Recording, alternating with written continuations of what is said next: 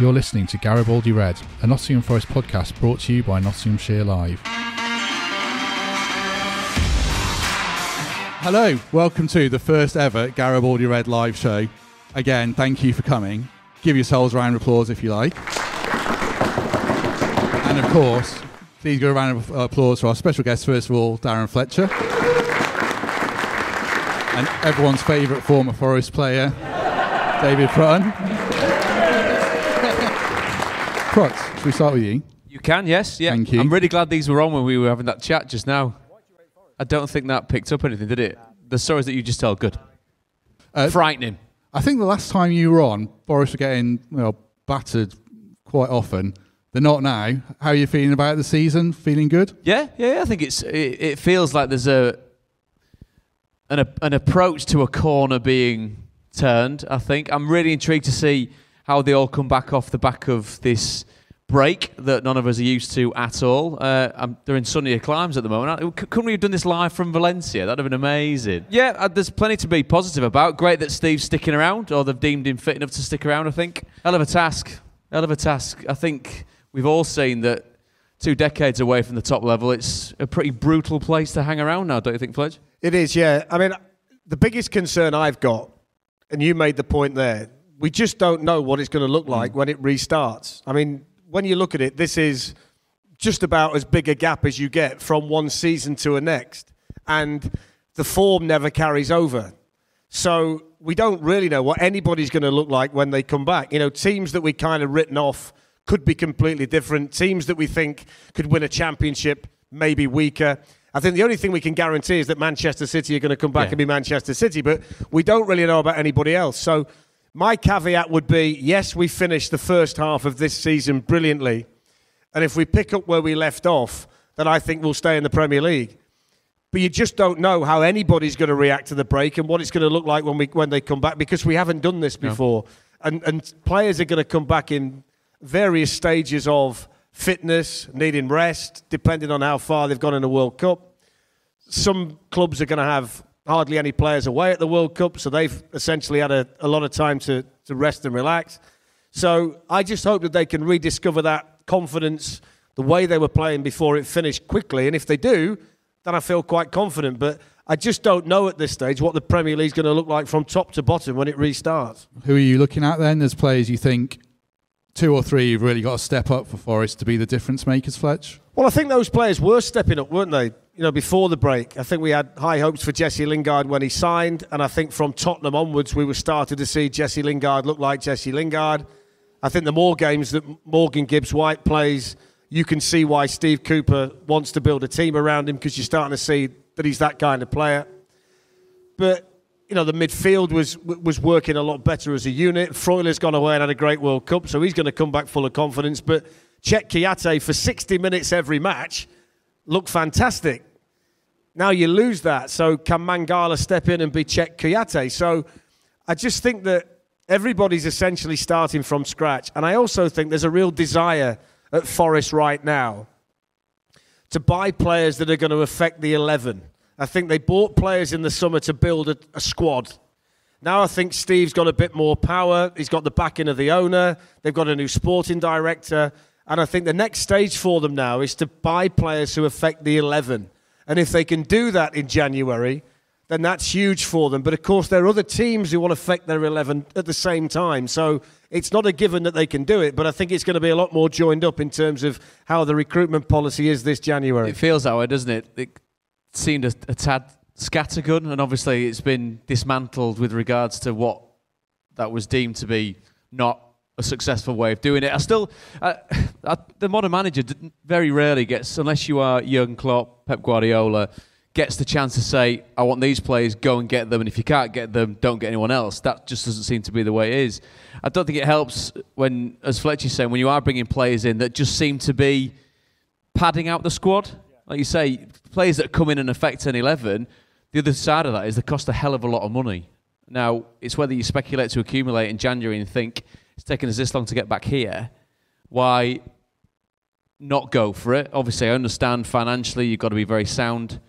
But if anything, it stops me talking about Forest next season. You know what I mean? If push comes we don't want that. If that's not motivation enough, I don't know what is. So where are you looking then? If you had a pretty blank Marinakis checkbook, PRUTTS, what do they need? Well, I always, when you look at a team such as this, I always look down the spine of it. To have a central defender with real pace, with real quality on the ball, and again, that's not denigrating what Forest have got. Some very, very good lads in there, some very good players as well. But it's going up the levels. You looked at the Southampton side that came up, and I think it was Nicola Cortez who was in charge, and he was very quick to swiftly bin, thank you for that, next manager comes in, that set of players, thank you, this set of players comes in, and you progress accordingly. In midfield, Fletcher's mentioned Freuler, big fan of Ryan Yates, but Yates has got to play like we've seen him on the odd occasion all season to stay in that team, to keep that team fit and firing and moving forward. And I say that across the board with so many Forest players. They need, between now and the end of the season, 7, 8, 9 out of 10 pretty much every other day, don't they? Because of who they're playing against and how often these massive games are coming. Yeah, I agree with you completely when you talk about the spine. I think they need some speed at centre-back. I think if Moussa Niakate comes back and is the player that they think he can be, it solves the problem. But I still think they'd like another one at least who can provide a similar skill set that he has. I think they'd like a number 6 that can pass it forward a little bit more than Freuler does. I think they like the fact that Freuler can keep the ball. But I think the way the team is set up, it's built to have speed on the counter-attack. And, you know, if you've got a number 6 that can play forward, a number 6 that's better on the ball in terms of being an attacking player, it can add a lot to your team. And I don't think they've worked out the number 9. I've seen Sam Surridge come in and have some great games. And when he came on and made the impact that he made against Tottenham, you think, well, go and give him a run in the side. So I think that's something they might look at now, is giving Sam a run in the team and seeing what he can do in the Premier League. I don't think there's anything wrong with that. I think Taiwo Awoniyi seems to have a knack of scoring goals, but I don't think sometimes he knows how he's scoring them. So I think, you know, that is a work in progress, but they've got a very good coach in Steve Cooper, not just a manager. So I think given time, they'll sort that out. But I think if they could get a number 9 that they could really rely on, I know Steve's like to play the 3. I can't quite work out whether that's exactly what he wants to do or whether he's doing it because he doesn't have complete faith in the 9 that he's got in Taiwo at the minute. So I think that spine of the team, centre-back, centre-mid, centre-forward, if they can affect the 11 with players like that, then I think it gives them a better chance in the second half of this season. Out of curiosity, any Ryan Yates sceptics in the audience still, if you're brave enough to raise your hands? None. If anybody needs to assess the role that Steve Cooper plays in this group, it's the impact he's had on Ryan Yates as a footballer. If you think when this season started, Ryan Yates looked fit, he looked hungry, committed, but was he technically good enough for the Premier League? That was the question. Could he pass it well enough in that group to keep his place in the Premier League? He got man of the match against Brighton, away from home in the 0-0.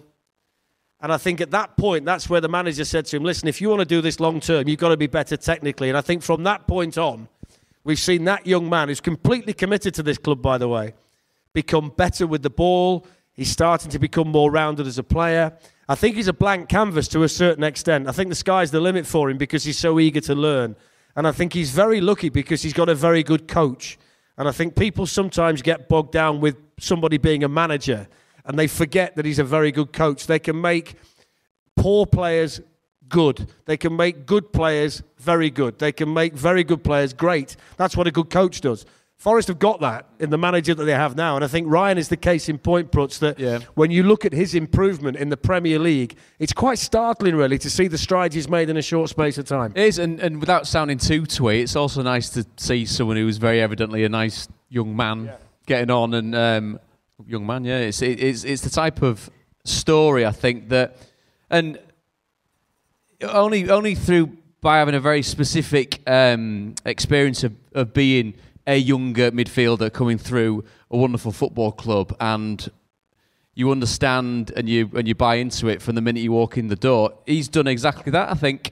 And I think I'd say character building. You can't go through your whole career with everyone liking you. I'd have taken a couple of games; it'd have been lovely. But I think if you look at how he's got through it, and that's what it is, getting through it. It's relative, getting through people not liking you as a footballer to then turning the corner. Obviously, it's not curing any form of the world's ills. But I think how he's gone about it, the player that he's becoming, And as Fletch says, he's getting it because you look at my taste of the Premier League from nearly 20 years ago, having the pleasure of working on it now, it's like watching superhumans run around way too quickly and for way too long. You just sat there with your jaw on the ground. And I'm sure you've all seen it. The atmosphere here has been staggering, but I bet there's teams that have turned up and you've thought, Christ almighty, these don't look a lot different to they did 20 years ago, because that's just how they get... For the fundamentals of the game are the same, it's now played by what feels like a different species of human being. And by the way, it's down to him as well, that he's got the attitude and the application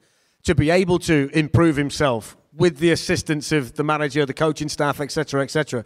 It's down to him that he's got it in him to see what his shortcomings are, to see where he wants to improve, and then to get out there on the training pitch day after day after day to turn himself into a man who's become a very, very, very effective central midfield player in the Premier League. And I don't think Forest would have the points they have at the moment without him, because his drive, his leadership, his commitment, all of those kind of things that fans love to see and managers need in situations like this, he's got it in abundance. One thing I wanted to ask you, Prutts, from playing experience is how hard is it to be brave on the pitch? And I don't mean brave like Yates putting the tackles in, but when the sceptics are saying he can't pass it forwards, he can't create, how hard is it to be brave and take that challenge on? Because he has done it.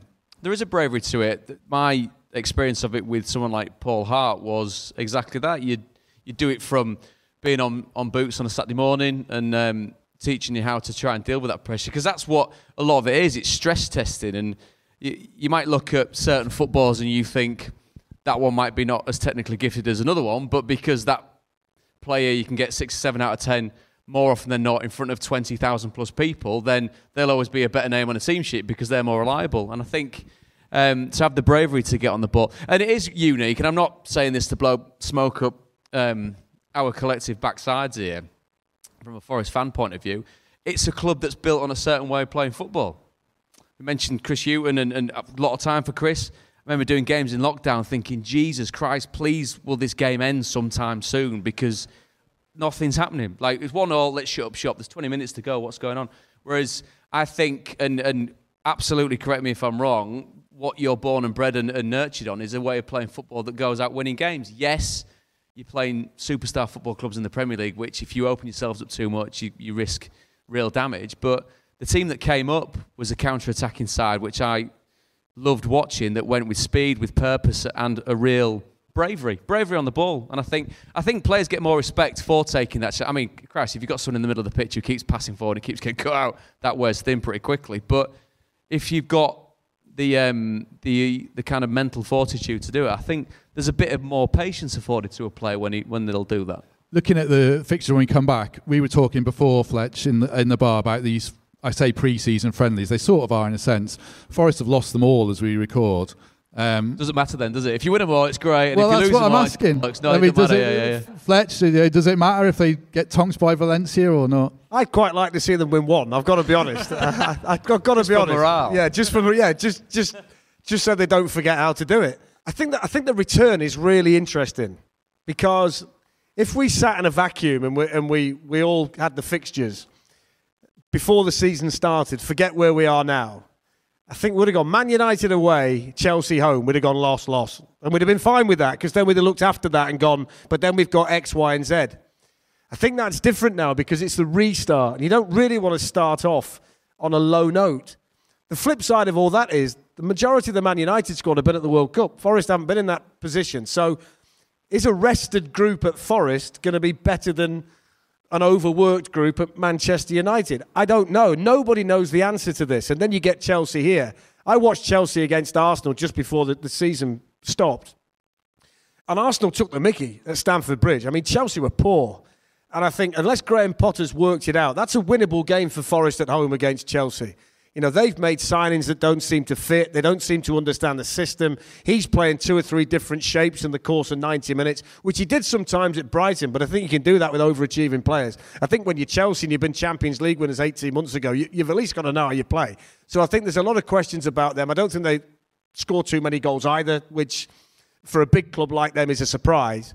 So I think the Chelsea game's eminently winnable. And I think that after that, you go into a sequence of matches where you say, OK, let's see what you're made of. Let's see what you learned in the first half of the campaign. And let's see where we're going to be.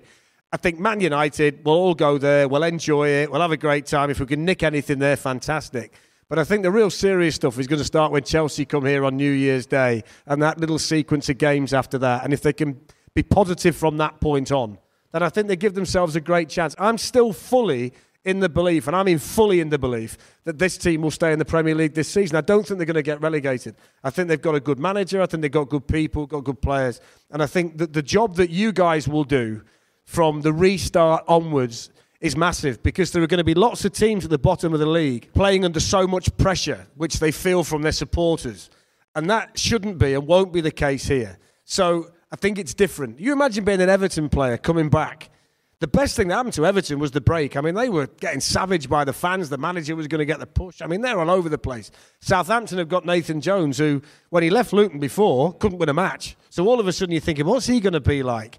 Gary O'Neill's got the job permanently at Bournemouth now. What difference is that going to make? Can Fulham come back and be the team they were before? So I think everybody here, that the supporters at the ground are going to play a big role in the way the second half of the season goes. But I remain absolutely steadfast in my belief that they'll stay up. How would you be viewing these games then? Man U away, Chelsea at home, as a player? Looking forward to them. There's no rest apart from a 4-week rest. There's no rest from taking on these massive teams. That's why there was so much euphoria going back up, because it was like, right, we're going to get proper football teams now back at the City Ground, and when we're on the road, we're going to go to places like Old Trafford. There's no other way, and it's easy to say from the outside looking in, and when you cover these games, if they've got the players as a collective, any aspirations to look further where their career might end up, they've got to turn up for games like this. Man U, intrigued to see what happens post Ronaldo. They've got no one else to moan at now, so if they're crap, who are they going to point the finger at? Chelsea, I agree. Seen them a couple of times this season, just sat there scratching your head thinking, this is... Do you know what they are? You've seen them, but what are they? I don't know. They're a disappointment to a large degree, I think. Again, but then the kind of fallout of that, of giving one manager over 200 million quid, then saying thanks, see you later, another one coming in. Got a lot of time for Graham. I think he's a good coach, but I think he's going to take a while to bed in there. I think as fans, you look forward to these games because it's big, proper football clubs that are for us to back playing. And as I said, it's easy for me to say watching these games on. They've just got to embrace it. Any aspirations about a long career in the Premier League, these are the games you've got to tick off. Do you think the fixtures after Fletcher are a bit of a red herring? Because you were on after the Bournemouth game. I think people collectively lost their mind after blowing that lead against Bournemouth. Now we've got this run coming up again. Is that kind of a bit of a warning sign? Don't bank on these fixtures against Leeds, Fulham, etc. Well, how many games have they got left now?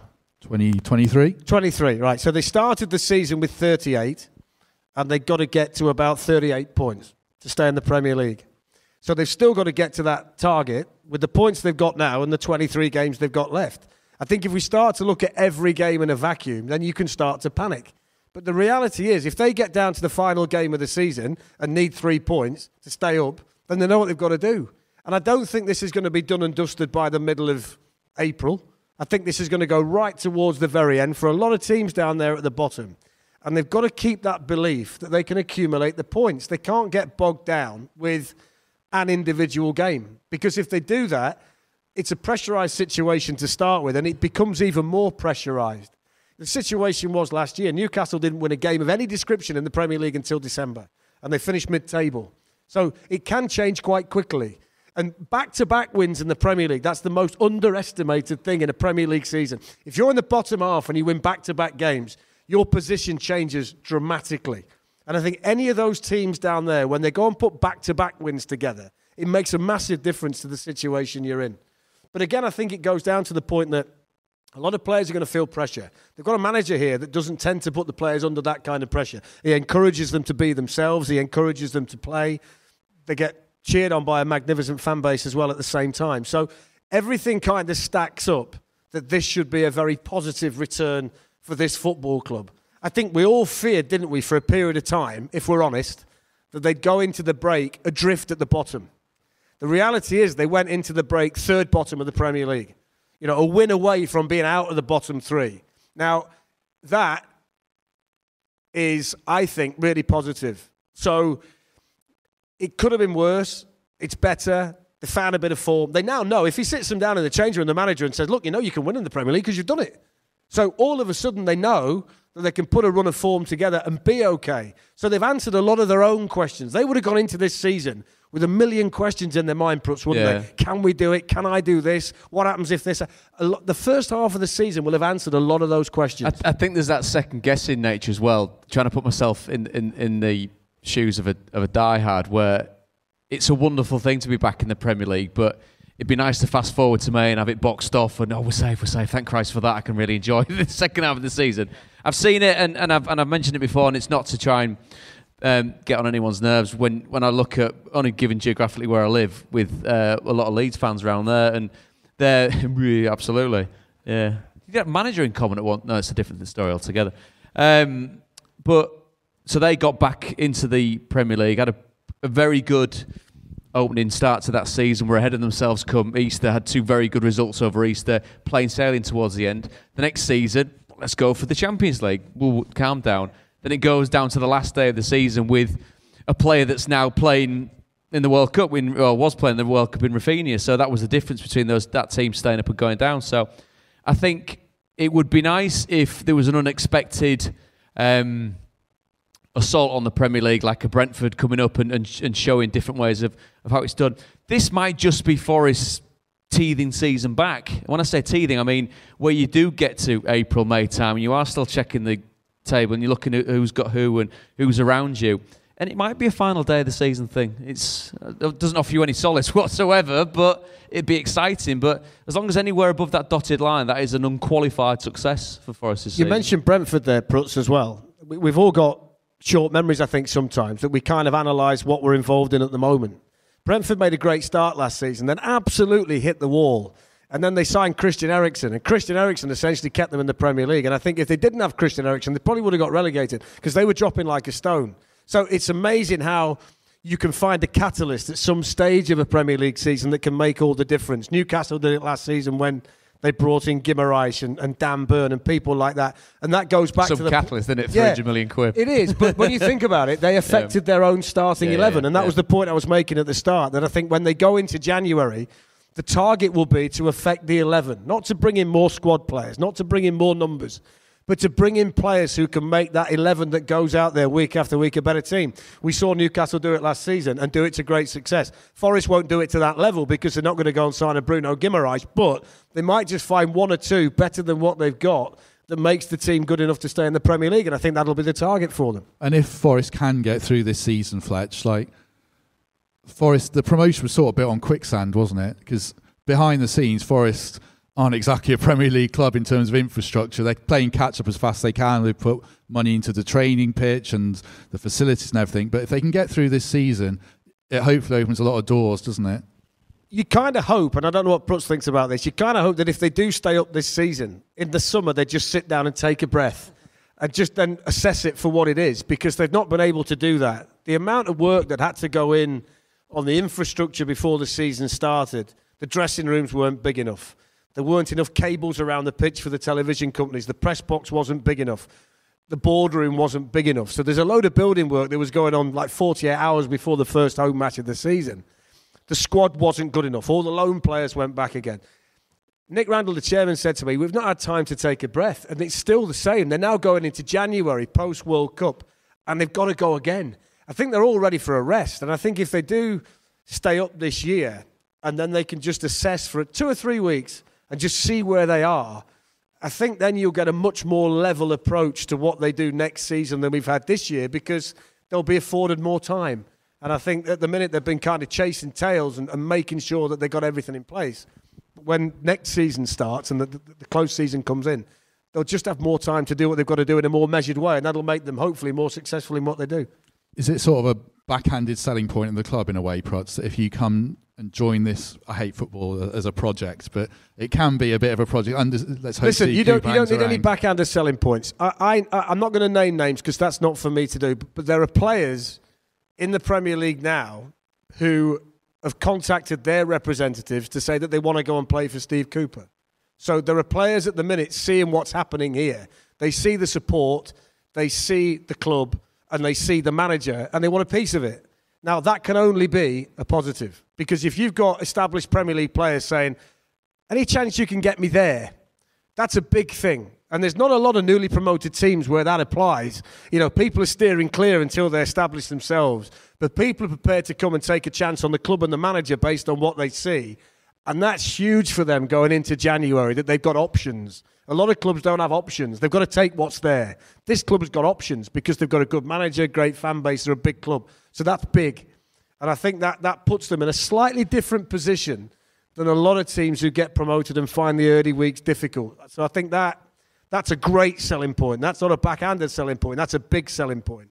And I think by the end of January, you'll start to see some of those people put a shirt on here, and then you'll know what I'm talking about. But there are players established in the top league who have been good players in that league who want to come and play here. Can we guess? No. Well, you can guess, but I'm not going to tell you. Write down on that pad who you think Fletch is talking about. Ronaldo? No. Oh, would anyone want to see Ronaldo come to Forest? Of course you'd want Ronaldo at Forest for crying out loud. I wouldn't. What? No. Are you taking a mickey? He looks like a right miserable sod. I don't want. He's a circus. He's a circus. That Forest wouldn't be a better team with Cristiano Ronaldo on the side? I think he's a bit of a circus and has so much baggage that I don't. I like the Cooper Forest the way they're going personally. I think you are absolutely stark raving mad. I don't think it's a point that's going to be relevant anyway. I don't think he's coming. He's taking the 500 grand a week for Saudi money, I would imagine. Prutts, I'm sure you played for good managers and very bad managers. How much would you have loved to play for Cooper? It'd have been great. He's a fella that I've got a lot of time for. He's been always really good with me when we've talked to him and interviewed him. When we came and spoke here in the, were we up in the, what part of the? We're in a colder room than this. Yeah, I think, there's a theme talking to you in the flesh, and it's really fucking cold. And we bumped into Steve, didn't we? He was off to watch a game at Notts County. He was off to watch the under-21s or the under-18s at Notts County. And he stopped and he chatted, and he was chatting to, because Paul Hart was with us, Gary Birtles as well, and he was fully embracing, wasn't he? I think it's kind of mythologised now, but he's embraced what's gone before when managers haven't done that, and it's even more significant in a place like this because of what it's built on. I like his manner. I remember I was chatting to him about Ryan Brewster. So you'd seen Ryan play for him at Swansea, then he'd signed for Sheffield United for a hell of a lot of money, not really finding his feet, taking his time to get there. And I just thought he seemed quite young, and when I say immature, not in a derogatory way, but by virtue of being a young man, he seemed quite immature. And he just said, you've just got to work out how to talk to lads. Ryan likes an arm round his shoulder, so he knows how to deal with not just footballers, but the modern day footballer, which is a slightly different beast to the one that we were talking about in the Andy Johnson and the Alan Rodgers type. Not quite the same mould, but no. I think what he does do well is he's very quietly confident in his own ability, and he's handled himself very well over the course of the last couple of seasons, given as well the position during the course of the start of the season, because there was the run of games where you're kind of thinking about it as a football kind of cynic, where you are looking at it going, well, I've seen managers sacked for less. I've seen situations where managers gone and you go, that's a bit harsh, but because it's football, you kind of go, well, that's just the business. But the about face of him getting a new contract and dealing with it with great dignity, I thought spoke volumes about him. I've got to know him a little bit since he's been here, professionally and socially, and I hope that people realise how genuine his feelings are. That we were talking in there on our little table before we came out, and there's been a lot of managers who've come here. I was born here, raised here, live here, won't leave here. Seen a lot across there. And a lot of managers have come in and said a lot of things, and they don't really mean it. There haven't been too many genuine managers in my lifetime who've been over there. Brian would be one of them. I think Paul Hart would be another. And then I think after that, you're kind of looking at the fellow we've got now. And I think a lot who came in between, they've been short-term things, never really got the city. I think we're quite lucky at the minute to have a fella that connects with everybody the way that he does, and it is absolutely genuine. His family, him, this place means the world to him. I sometimes, after the game, go and sit and have a beer with him after, and he'll come in and he'll sit down and he'll just make a casual passing comment about what's happened that day, and it hits me like a ton of bricks right between the eyes, because I think, wow, if you could put that on the big screen and show the fans, then you love him to death now, but you'd love him even more, you know. And the night when he came out against Aston Villa and the banners were unfurled. I'll tell you a story. I don't want to speak out of turn because I know this is going to be broadcast and I don't need to pick up the phone and say, what are you doing saying that, you prick? He came in after the game and it was a draw. Things were looking a little bit bleak. And he sat down in his chair and he didn't speak straight away. He just sat in his chair. And he looked up and he said, we're bottom of the league and they've just done that. They've just done that for me. And he said, I was stood there on the touchline. He said, the cameras are on. He said, and I've gone. And it meant that much to him that night, that show of support from the fans. He doesn't need that because he knows what you feel, but he connects with you the way that you connect with him. And I just hope that people know that because you don't need me to tell you. I need to tell you this. It's absolutely unique. I mean, you'll have played for a lot of managers. You've never experienced this. I mean, you could go anywhere in the league. Man City got Pep Guardiola, but the fans don't feel about Pep Guardiola what you feel about him. And Pep Guardiola doesn't feel about the Man City fans the way that he feels about you. This is absolutely unique. I know that you know that. I'm glad that the owner's seen that. I know that the chairman knows that.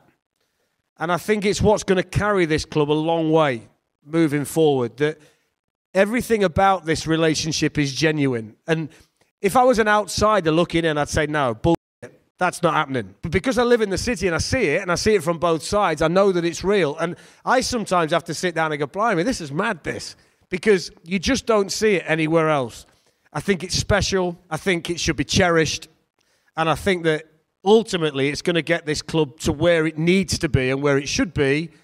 Because I think you've got a round peg in a round hole. You've got a manager that fits the city. You've got a city that fits the manager. You've got a club that fits everybody.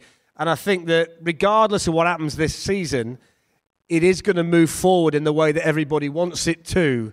And I think it's taken a long time. And there's been a lot of balls ups along the way. But we're in a situation now where we can kind of go, yeah, this is it. This is all of the experiments, all of the people that didn't work out, all the players that came and weren't right, all the managers who came and weren't right. We've now got a situation where this thing can take off. And I think we should all just sit back and be thankful for that and enjoy it because it is going to be great moving forward, I'm pretty sure. We could finish on that now, I think. That's superb. Yeah. I was going to say...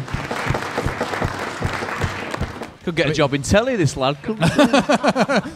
So could you. Thank you for listening to Garibaldi Red, a Nottingham Forest podcast. If you enjoyed today's episode, then please let us know. We love hearing your feedback. We'll be back soon with another episode. Thanks for listening.